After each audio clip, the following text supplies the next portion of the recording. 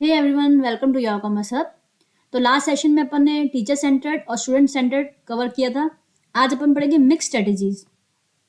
तो teacher centered क्या था, जिसमें सिर्फ टीचर सुपरवाइज करते हैं और स्टूडेंट सुनते हैं।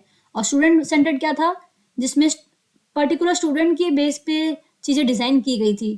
ठीक है, तो अब अपन पढ़ेंगे मिक्स स्ट्रेटेजी। तो उसमें क्या होता है, टीचर का सुपरविजन और स्टूडेंट का इंटरेक्शन। इससे क्या होता है, हाथों हाथ बच्चे के डाउट सॉल्व हो जाते हैं, वो उसकी सोशल स्किल्स इंप्रूव होती हैं। क्योंकि वो अगर जब बाकी बच्चों के साथ सीखेगा तो उसे ज़्यादा अच्छे से समझ आएगा। होता है ना, सबका साथ सबका विकास। तो unique learning experience, freedom to express their problem. यहाँ पे क्या होता है, जैसे टीचर सेंटर्ड में फीडबैक नहीं होता है, तो यहाँ पे बच्चा अपनी प्रॉब्लम्स को शेयर कर सकता है इजीली। उनको कोई अगर दिक्कत आ रही है, कोई टॉपिक नहीं समझ आ रहा है, तो वो पूछ सकता है बच्चों से, टीचर से। Okay, social and behaviour skills improve होती हैं जब साथ में समझेंगे, साथ में पढ़ेंगे, तो ऑफ कोर्स स्किल्स इंप्रूव होंगी। Teacher diagnose the weakness of the learner, जब साथ में जब टीचर पूरा ध्यान दे रहा है बच्चे पे, तो उसको पता चलेगा कि वीक पॉइंट क्या है बच्चे का, बच्चे को क्या चीज़ समझ आ रही है, क्या चीज़ नहीं समझ आ रही है। ओके, तो चलिए इसके मेथड्स देखते हैं। स्मॉल ग्रुप मेथड बोला जाता है इसे, छोटे छोटे ग्रुप्स बना के जब बच्चों को समझाया जाता है। तो यहाँ पे क्या है, tutorials, group discussion, role playing, demonstration और सिमुलेशन। तो चलो इसको अपन डिटेल में देखते हैं। ग्रुप डिस्कशन, ग्रुप जहाँ छोटे छोटे ग्रुप्स बना के लीड किया जाता है। जैसे छोटे छोटे ग्रुप्स बना दिए 3-4 बच्चों के, और हर ग्रुप का एक लीडर होगा। ठीक है, तो उस एक लीडर में जब छोटे छोटे ग्रुप्स में टॉपिक बांटे जाएंगे, तो वो लीडर अपने ग्रुप के साथ वो टॉपिक डिस्कस करेगा। जब सारे बच्चे आपस में डिस्कस कर लेंगे, तो उस छोटे ग्रुप को बड़े ग्रुप में कन्वर्ट कर दिया जाएगा। और जो मेन लीडर यानी कि जो टीचर है, वो एक एक ग्रुप के लीडर से उन चीज़ों को डिस्कस करा कि भाई आपने क्या समझा, इस चीज़ से आपने क्या समझा। तो इससे क्या होगा, कम्युनिकेशन स्किल्स बढ़ेंगी, बच्चा एक्टिवली पार्टिसिपेट करेगा और ज़्यादा अच्छे तरीके से समझ सकता है। ठीक है, तो चलो देखते हैं। Encourage and motivate a student to come up with ideas. जैसे ग्रुप में बच्चे आपस में डिसाइड करेंगे कि ये टॉपिक से और क्या चीज़ें निकल सकती हैं, तो उनको नए नए आइडियाज आएंगे। जैसे कि ब्रेन स्टॉर्मिंग सेशन नहीं होता, वो भी इसी का पार्ट हो गया, या सेमिनार्स होते हैं, ब्रेन स्टॉर्मिंग सेशंस होते हैं, तो उनको नए नए आइडियाज आते हैं। तो उससे क्या होगा, उनकी स्किल्स इंप्रूव होंगी, कम्युनिकेशन स्किल्स भी बढ़ती हैं। पार्टिसिपेट इन अ ग्रुप, जो बच्चे नहीं पार्टिसिपेट करते हैं, इसमें सारे बच्चों को इंक्लूड किया जाता है। तो जो बच्चे पीछे रह जाते हैं, उनको भी ग्रुप में पार्टिसिपेट करने के लिए मोटिवेट किया जाता है। Express an opinion and solve problem by discussion with peers. जब मैंने बताया था ना कि छोटे छोटे ग्रुप्स बनाए जाते हैं, तो अपने जो लीडर है 3-4 वाला, जो उसका ग्रुप है 3-4 बच्चों वाला, वो उसके साथ प्रॉब्लम डिस्कस करेगा और सारे सबकी चीज़ें जानेगा। और जब फिर बाद में जब मेन बड़ा ग्रुप बनाया जाएगा, तो मेन लीडर उसको बताएगा, तो उनको हर ग्रुप का पता चलेगा वो कैसे सोच रहा था, वो कैसे सोच रहा था। तो इसमें कॉम्पिटिटिव भी बढ़ता है, कॉम्पिटिशन बढ़ता है। तो बच्चा हर ये लीडर चाहेगा ना कि मैं अपना बेस्ट करूँ। ठीक है, तो इससे स्किल्स इंप्रूव होते हैं। It creates a vibrant classroom atmosphere, includes a positive feeling among students and help them overcome their inhibitions and participation in a team. तो हर बार कॉम्पिटिशन गलत नहीं होता, कभी कभी कॉम्पिटिशन पॉजिटिव रोल भी प्ले करता है। क्योंकि जितना ज़्यादा कॉम्पिटिशन होगा, तो बच्चा उतना ही ज़्यादा अपनी कैपेसिटी बढ़ाने की कोशिश करेगा कि मैं सबसे अच्छा परफॉर्म करूँ। ओके, नेक्स्ट देखते हैं अपन ट्यूटोरियल्स। था लेक्चरर, जिसमें स्टूडेंट क्या होता है, सिर्फ पैसिव लिसनर होता है।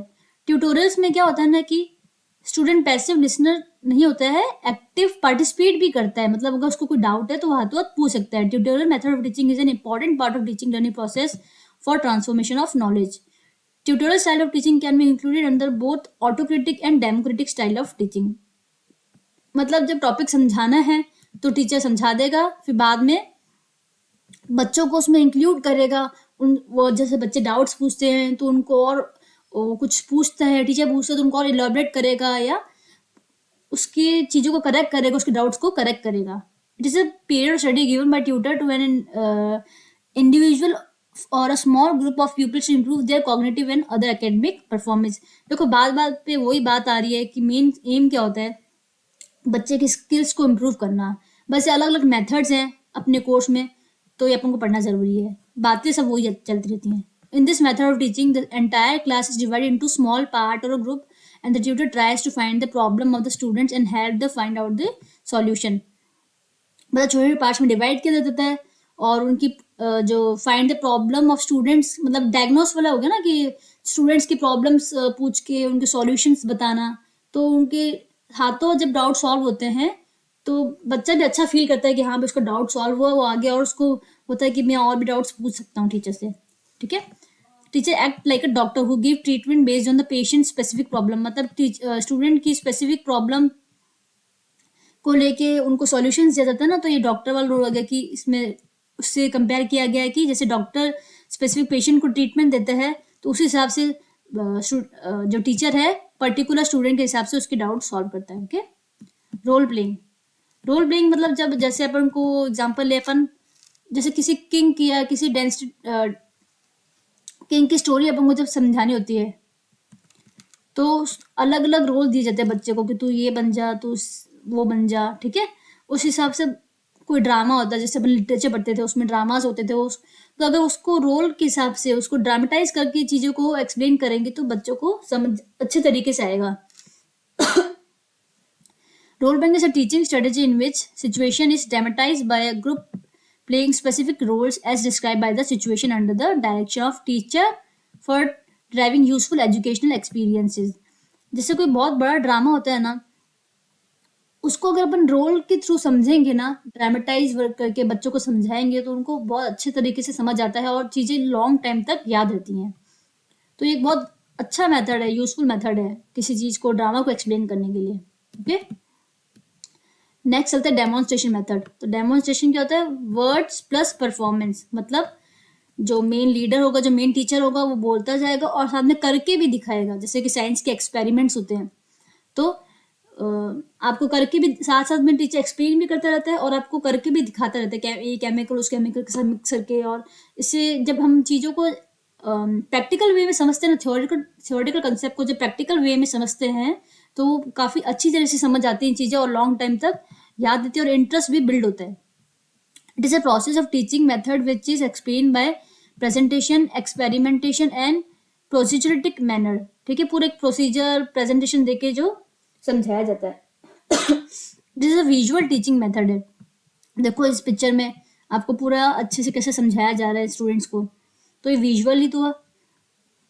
In this method of teaching demonstrate procedure, actions and events related to subject से रिलेटेड, जैसे साइंस के एक्सपेरिमेंट्स होते हैं वो चीजें उस चीज सबको इस चीज को रिलेट कर सकते हैं। It helps student to understand the topic theoretical and practically. Practical point of view से चीजों को समझते हैं बच्चे। नेक्स्ट देखते हैं सिम्युलेशन। सिमुलेशन क्या होता है? जब आपके लिए ऐसा प्रैक्टिस सेशन तैयार किया जाता है, एकदम रियल जैसी चीज तैयार करी जैसी है। जैसे कि पायलट ट्रेनिंग प्रोग्राम्स होते हैं। डायरेक्ट तो ऐसा नहीं है ना कि आप पायलट बन गए आपको एरोप्लेन दे दिया, रियल एरोप्लेन चलाने को दे दिया, ऐसा नहीं होता है। आपको पहले डमी में प्रैक्टिस करवाई जाती है। जैसे कि डॉक्टर्स बनते हैं तो डॉक्टर की ये तो कोई डमी है, इस डमी पे प्रैक्टिस किया, डायरेक्ट नहीं आपको पेशेंट दिया जाता है, पहले डमी पे प्रैक्टिस करवाई जाती है। तो ऐसी सिचुएशन तैयार करना, रियल जैसी सिचुएशन तैयार करके आपको जब समझाया जाता है, एक रियलिस्टिक एनवायरनमेंट मिलता है यहाँ पे। ठीक है। Simulation is an experimental instruction method that teacher create to imitate और replicate actual events, problems and procedure और skills to achieve the desired instruction result. तो गोल क्या होता है? जैसे डॉक्टर का गोल क्या होता है कि जो उसके इंटर्न्स आए हैं उसको पूरा अच्छे से समझाना, तो एक डमी पे समझाता है। पायलट ट्रेनिंग में भी ऐसे होता है, उसको एरोप्लेन देता है और काफ़ी सारे मेथड्स होते हैं जहाँ आपको रियलिस्टिक इन्वायरमेंट प्रोवाइड किया जाता है। Student experience the situation and apply learn skills and knowledge, think critically and gather meaning from the practice. और जब आप रियल लाइफ ऑफकोर्स जब प्रैक्टिकल वे में समझेंगे, खुद चीज़ों को करके देखेंगे तो आपको लाइफ टाइम तक याद रहती हैं। ओके। तो चलिए इसमें क्या क्या आ गया था? सिम्युलेशन आ गया, डेमोन्स्ट्रेशन आ गया, रोल प्लेइंग आ गया, ट्यूटोरियल्स आ गए और ग्रुप डिस्कशंस आ गए। ठीक है। तो ये कौन सी थी अपनी? स्मॉल ग्रुप मेथड यानी कि मिक्स स्ट्रेटजीज, जहाँ पे टीचर सुपरवाइज करता है और स्टूडेंट इंटरेक्शन मतलब इंटरेक्टिवली पार्टिसिपेट करता है, उसका इंटरेस्ट जागता है इन चीज़ों से और उसको पढ़ने में और मज़ा आता है। क्योंकि वो जो लेक्चर मेथड होते थे या टीचर सेंटर्ड मेथड हो जाते थे वो थोड़े से बोरिंग हो जाते थे, क्योंकि बच्चों को बोलने का मौका नहीं मिलता था, वो ज़्यादा इंटरेक्ट नहीं कर पाते थे। जिसने ग्रैब कर लिया वो ठीक है, जिसको नहीं समझ आया वो वहीं रह जाता था। तो ये सबको लेके चलता है मेथड, है ना, सबका विकास होता है। ठीक है। अपना टीचर सेंटर्ड, स्टूडेंट सेंटर्ड और मिक्स स्ट्रेटेजी सारे कवर हो चुके हैं। अब मिलते हैं किसी नेक्स्ट नए टॉपिक पे। ओके, तब तक के लिए बाय बाय।